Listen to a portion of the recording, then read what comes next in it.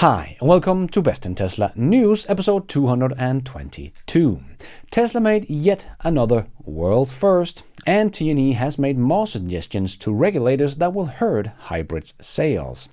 And earnings reports are coming out from other OEMs, and it is not all roses and sunshine. And oil giant BP wants to buy Tesla Supercharger sites in the US. And Tony Seba dropped a new big study with future predictions about humanoid robots. And Sandy Munro went on a rant this week about Tesla and Elon Musk, and he was not holding back. And Tesla might begin testing robotaxis in China, and full self-driving version 12.4 will blow your mind.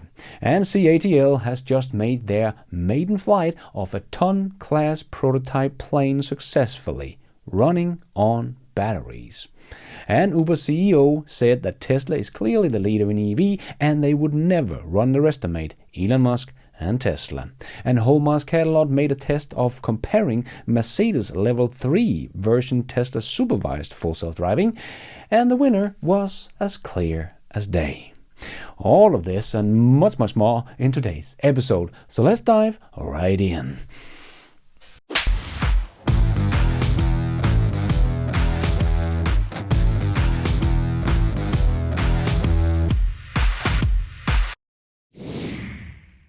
Let's put our living stereo stylus in this groove.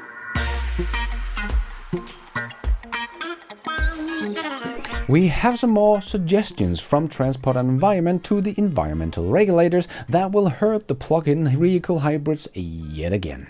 So T&E, that I have talked about a lot on this channel, as they are an NGO and a collaboration between 23 European countries that do great research of the harm that transportation does on our environment and provide research to our governments and environmental regulators.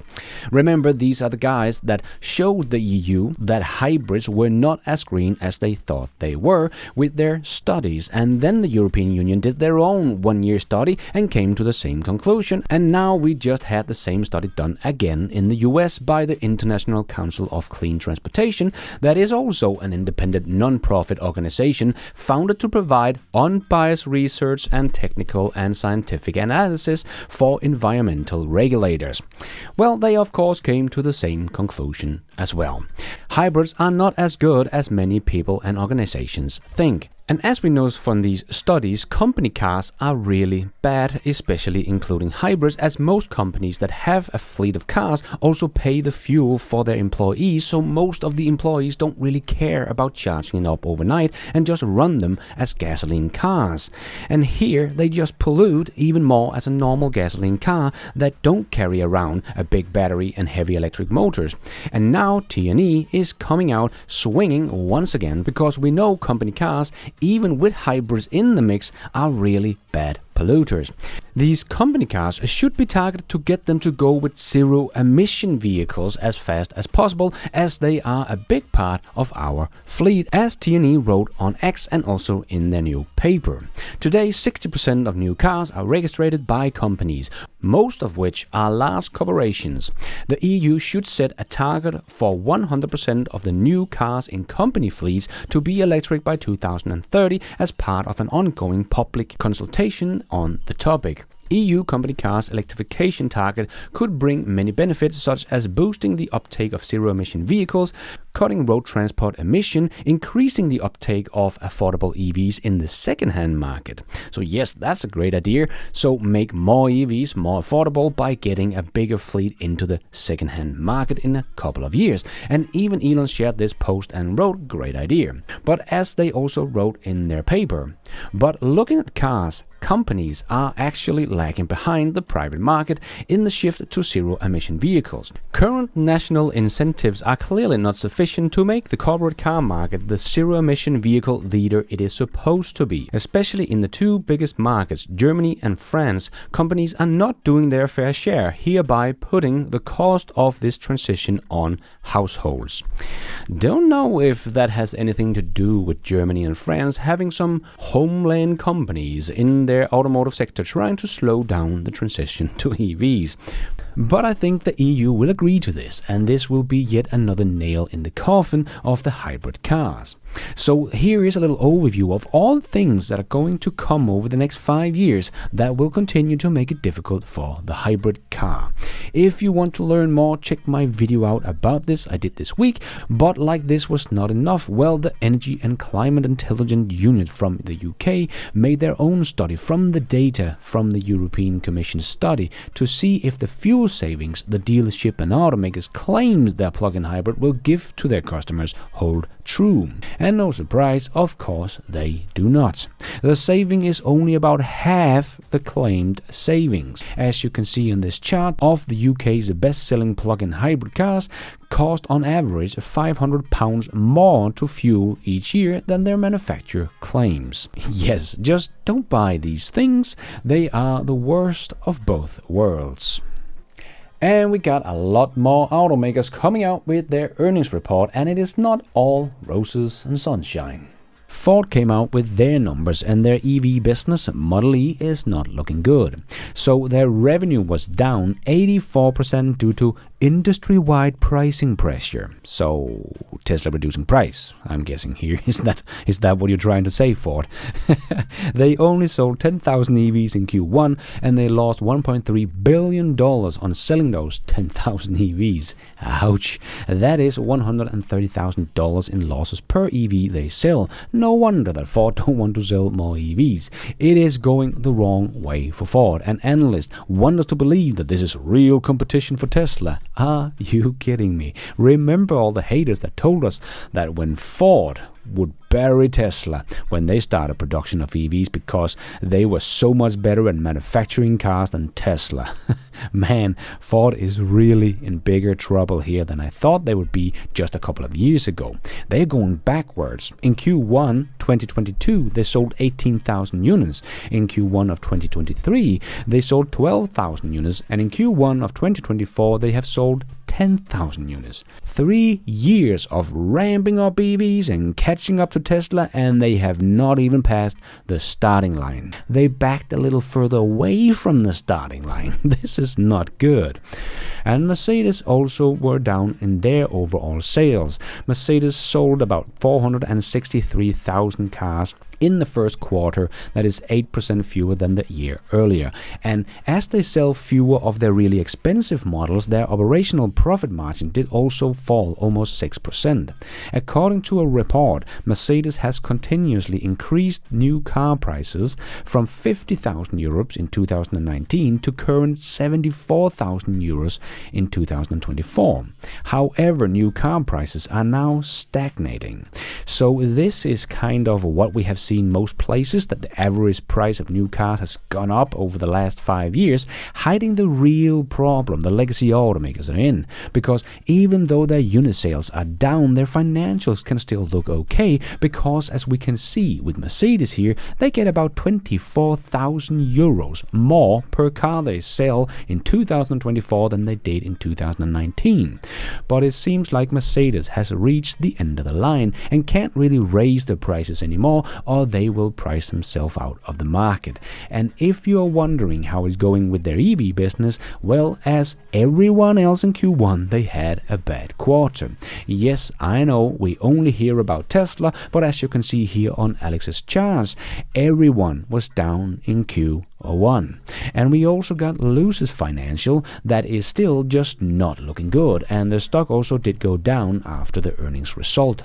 But funny to see how they wrote, "We are still on track on our production target of 9,000 units in 2024. It was only back in 2021, so only 3 years ago, just before they went public, that they told their investors that they would produce 50,000 units last year in 2023, and now they are on track to produce 9,000 units in 2024. Wow. Round of applause for Lucid and reaching their targets.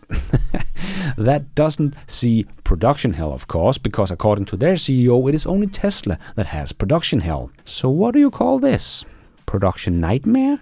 They only produced 1,728 units and sold 1,967 units and lost $902 million in cost of operation. So they lost about $460,000 per vehicle they sold. But we can see on this chart from AJ that Lucid is losing far more money on their operation than Tesla did after 3 years of production. It doesn't really look good. But then we can also see Rivian on this chart as well, and they are burning through cash even faster. And you can see the comparison with Tesla on this chart. And do you remember how many people thought Tesla would never become profitable because they were structurally unprofitable? Well, Lucid and Rivian are looking far from as promising as Tesla did. They have some great products, but that is the easy part. The hard part is volume production with a profit. Still looks like they have a long way to go. So let's see if they run out of money before they get there. Oil giant BP wants to buy Tesla Supercharger sites in the US. As BP said in an interview that they are aggressively looking to acquire real estate to scale our network, which is heightened focus followed the recent Tesla announcement. I guess what they're referring to here is that Tesla laid off the supercharger team, so BP might see the opportunity to jump in and become a big player in the charging game. BP has already said it planned to spend $1 billion by 2030 on charging infrastructure, half of it within the next 2 to 3 years to install over 3,000 charging points across the US. A key part of the strategy is to build large-scale hubs with 12 or more chargers that it calls giga hubs. And as they also said this week, if there are stranded real estate partners who are looking for someone to call, they should feel free to pick up the phone and call me or look me up on LinkedIn, Chief Executive Officer of BP Pulse America said in an interview with Bloomberg. BP last year signed a deal to procure about $100 million of Tesla Supercharger hardware, with the deployment expected to start later this year and early 2024, the CEO has said. So we have not heard anything from Tesla on this, and it seems like the CEO just got a new idea after hearing Tesla laid off workers. So let's see what this will eventually end up being all about, because I personally don't think Tesla will sell all their sites to BP and let them run it. But there is no doubt that BP has an advantage with Tesla's hardware, as everyone with an electric car knows Tesla Superchargers always works and Electrify America's hardly work. So BP has the chance to become a big player in the fueling station of the future if they start lowering their prices, that is, as you pay at least twice as much on BP's current fast chargers than going to a Tesla Supercharger. And BP, of course, has some mixed incentive, as the longer they can postpone the EV adoption, the longer they can earn money on selling their oil.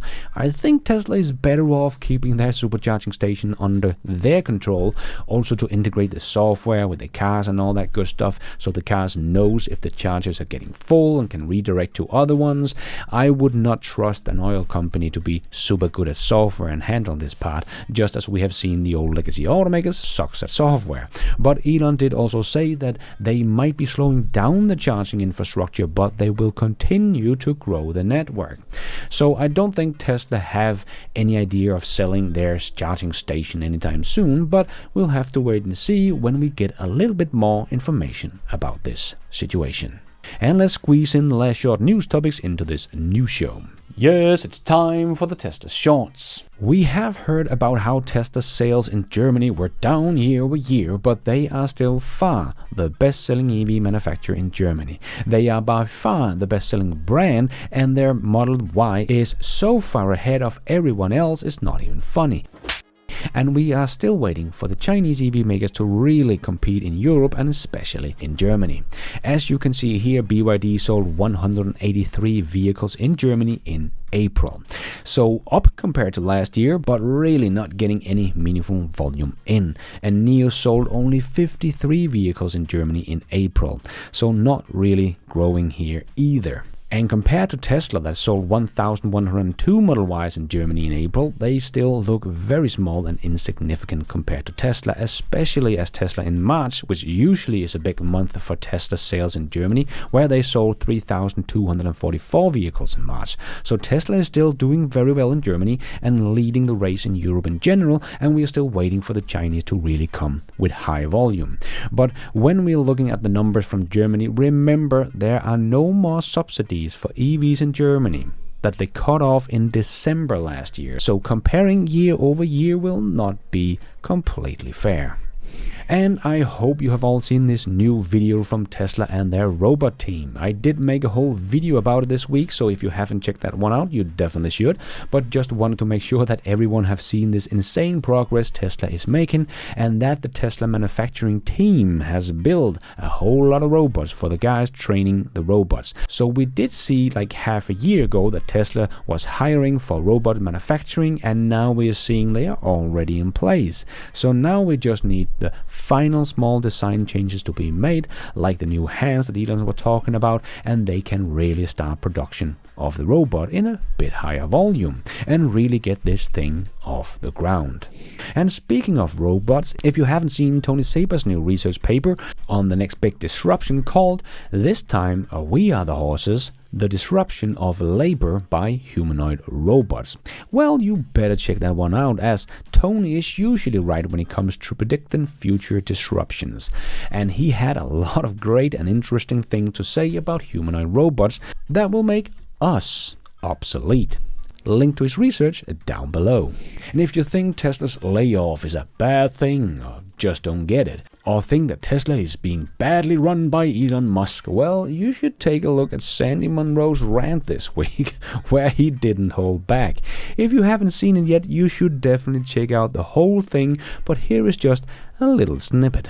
Every time I pick up a newspaper or a magazine that talks about Elon Musk, it's the same old crap. Look around. This is information. This is data.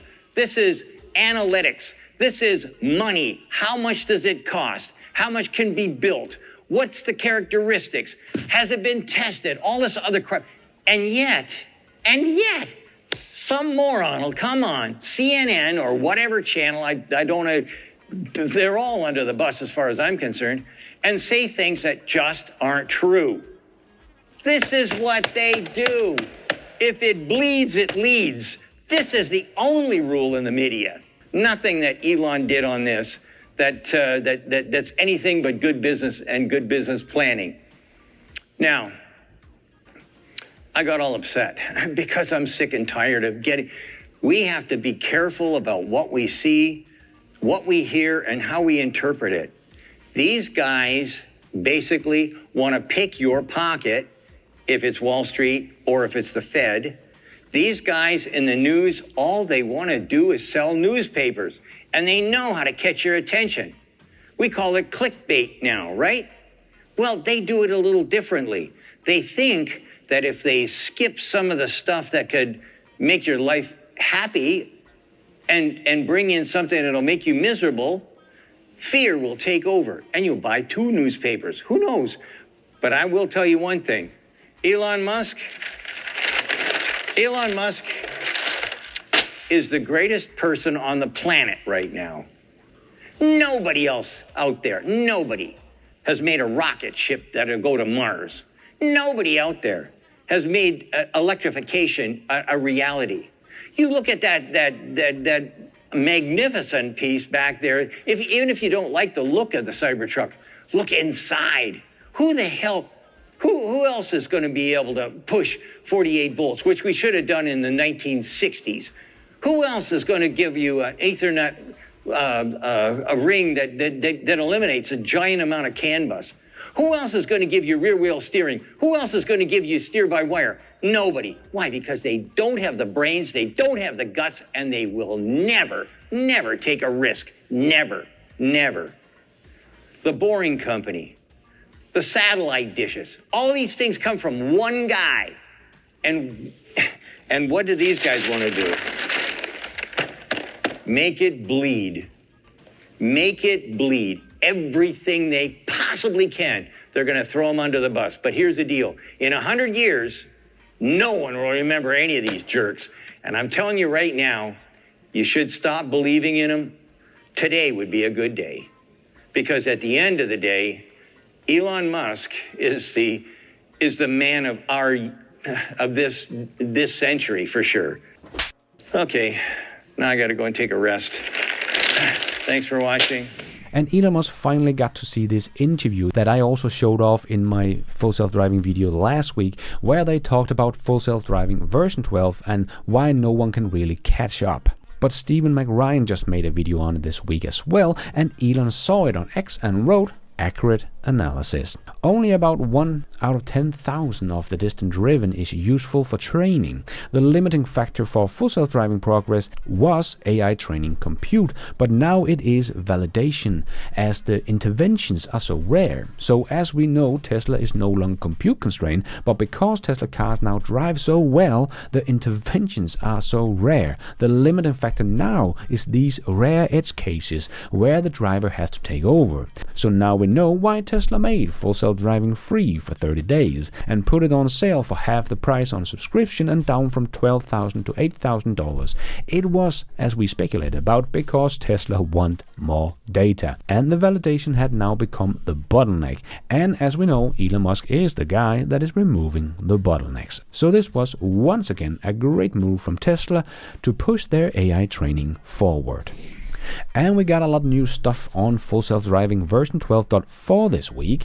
I did make a whole video about it, so if you want to dive deeper, check that one out. But Elon is saying that version 12.4 will completely remove nags from the system and make it drive more smoothly, and saying that the 12.4 will blow our minds. And we also heard that Tesla might start testing their robotaxi in China.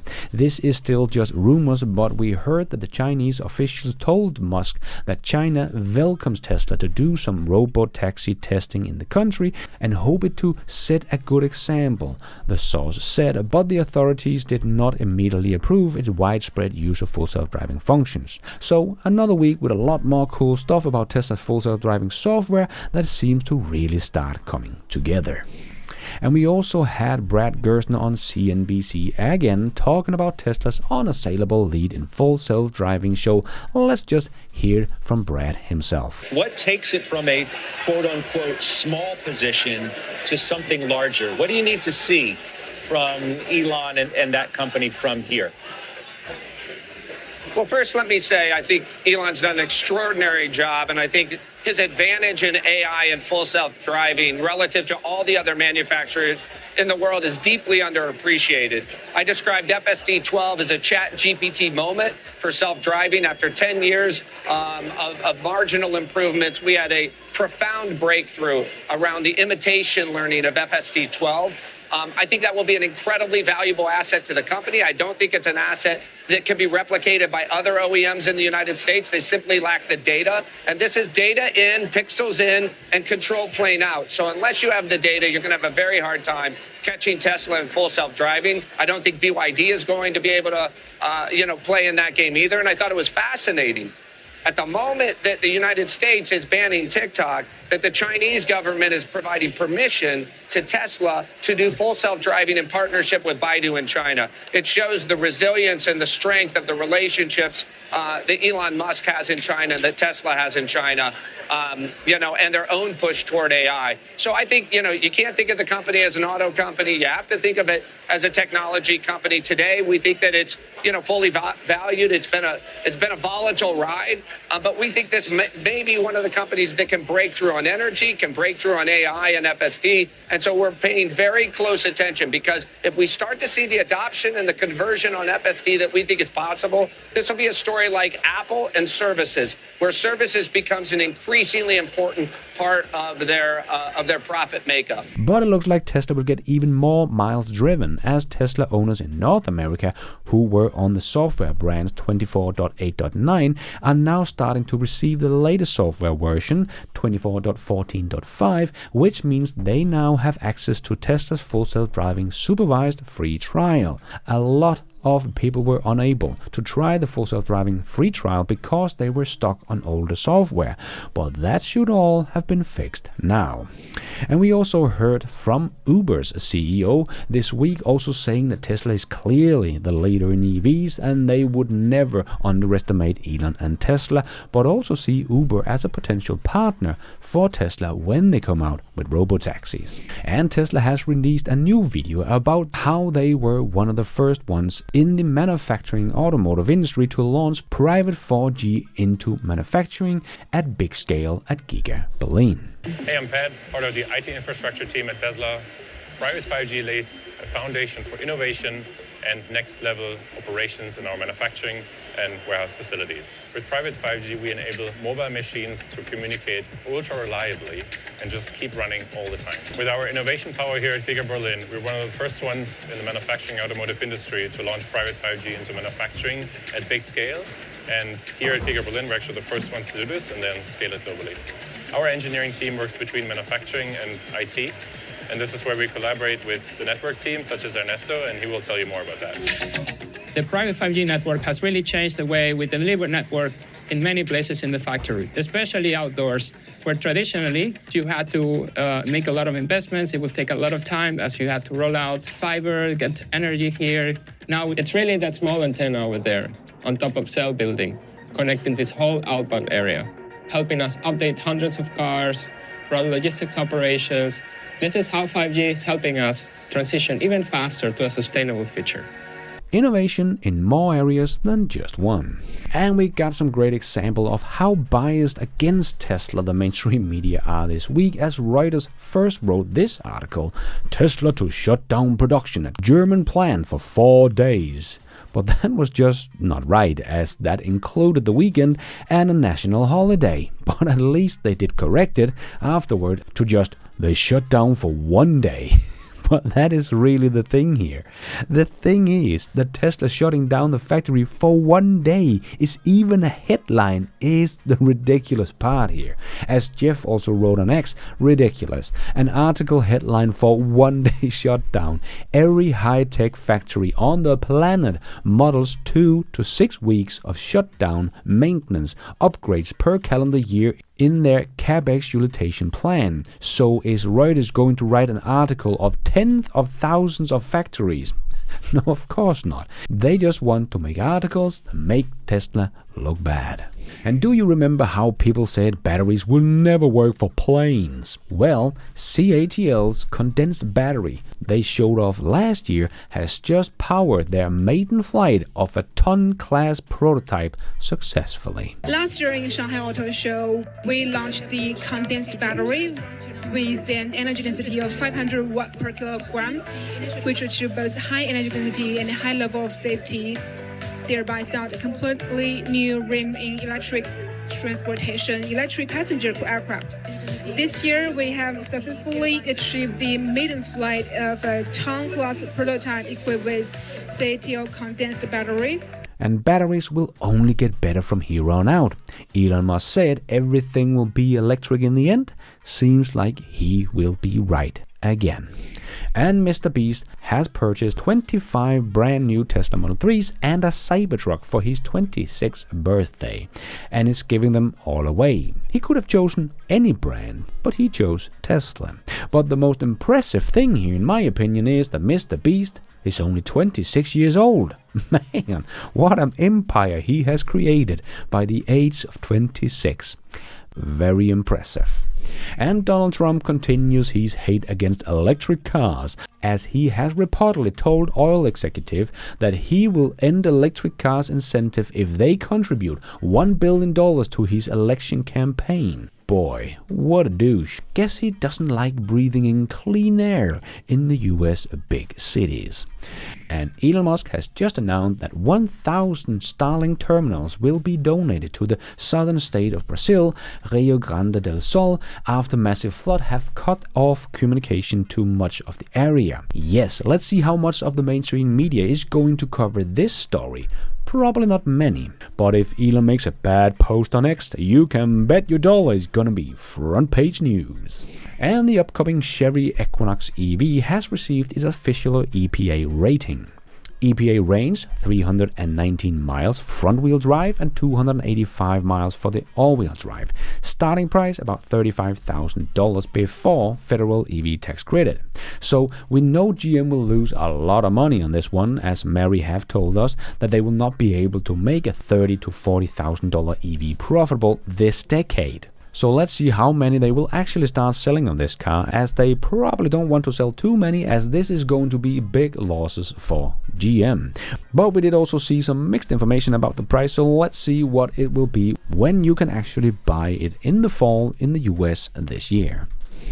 And Neuralink just made a post saying we just passed 100 days since the first patient in our clinic trial received his Neuralink implant. And as Nolan, the patient, said, "Yeah, you all are giving me too much. It's like a luxury overload. I haven't been able to do these things in 8 years, and now I don't know where to even start allocating my attention. The link has helped me connect with the world, my friends, my family, and it's giving me ability to do things on my own without needing my family at all hours of the day and night."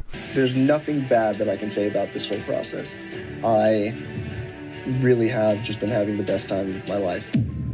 Yep, yet another Elon Musk company that is changing the world for the better and is going to help millions of people around the world. And we got to see the automatic trunk opening the S and X or the new Model 3. If you just stand behind the car with your phone in the pocket, they will open the trunk. Looks to me like it takes about a second to register you, and then it beeps 3 times as a warning and the trunk opens automatically. If your hands are full, this seems like a really great useful feature. Tesla also showed off their own video about this with their hands pretty full. Or maybe they just want to show they are about to squeeze the Tesla bears. And in the world of AI, OpenAI is set to unveil its AI-powered search engine on Monday, their competitor to Google Search. Now that could be interesting. The new tool is based on ChatGPT's technology and can fetch information directly from the web. You can already basically do this with Chat today, but I guess it doesn't have any limits on the data it gets from the net, and it will be interesting to see what the setup looks like. And Hallmark's catalog came out with his video where he tested the Tesla Model S against the Mercedes EQS using their so-called Level 3 ADAS system against Tesla's full self-driving supervised. Because, you know, Tesla is supposed to be a follower and everyone else basically in front. Even though if you look at the front, Argo AI is no more, and Cruise has stopped their operation, and Motional has just stopped as well, so... But anyway, Hallmark took the Mercedes out of its comfort zone, which is only in traffic jams, right, and in good weather and all that good stuff, but he drove the same route, 19 minutes drive, and the Mercedes had 44 intervention in those 19 minutes, and the Tesla had none. Let me know if you really think Mercedes' Level 3 system is in front of Tesla's AI system. In my view, there's not really any competition at all. Elon also tuned in to Hallmark's post and said Tesla is half a decade ahead or more. Agree. In conclusion, I'll say there are some reasons why you might want to buy a Mercedes EV, but the ADAS is not one of them. ADAS is the reason you want to stay away from it. Exactly. So don't believe everything you read online. This is the reality of what you're going to get for ADAS if you get a Mercedes EV. And oh, the stupidity continues. The anti-Tesla activists break through the police line and reach the fence of the Gigafactory in Berlin. Police seems disorientated, but Patel said it right. These far-left professional protesters groups are insanely dumb. I really hope the police and authorities in Brandenburg put a quick stop to this mayhem, hold these morons accountable to their full extent of the law. Hope my friends and colleagues stay safe. Yes, absolutely misinformed morons, to put it lightly, protesting against one of the companies on the planet that does most to help the world transition to a sustainable future. Jesus Christ. But I guess these activists just love breathing in toxic fumes.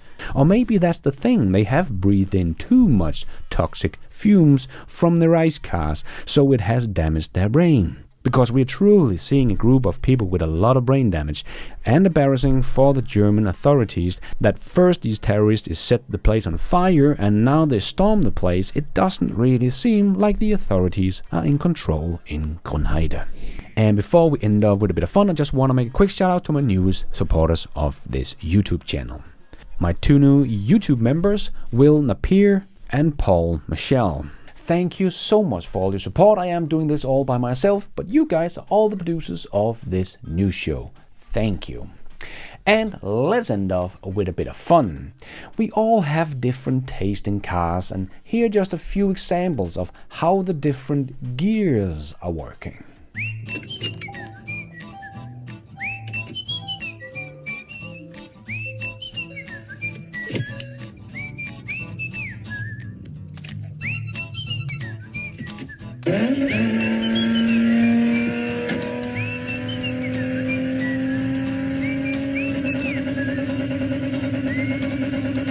That is all we have time for in this new show. Hope you enjoyed it. If you did, don't forget to hit that like button. It really does help this video out a lot so others can find it on YouTube. And if you did like it, maybe you want to consider hitting that subscribe button, notification bell, so don't miss out on future videos just like this one. And if you're already a subscriber to the channel, thank you so much for the support. But if you want to support the channel even more, remember you can, for as little as $1, become a patron of this channel, or become a member of the YouTube channel to get a shout out as some extra perks like early access, ad-free versions of my videos, exclusive videos. So hit the members button or check out Patreon to find out more. And don't forget to follow me on X. I post pretty much all the news as it comes out and a lot more. And check out the merch store to get some merchandise and support the show. It is also possible to support the show without becoming a member or a patron. There is a donation option down below or on my website bestintesla.com. You can also become an executive producer and get news articles, exclusive videos, behind the scenes, and access to all my research charts and spreadsheet, also on bestintesla.com, or as simple as hitting the super like button. And thank you for watching. And until next time, take care out there and be nice.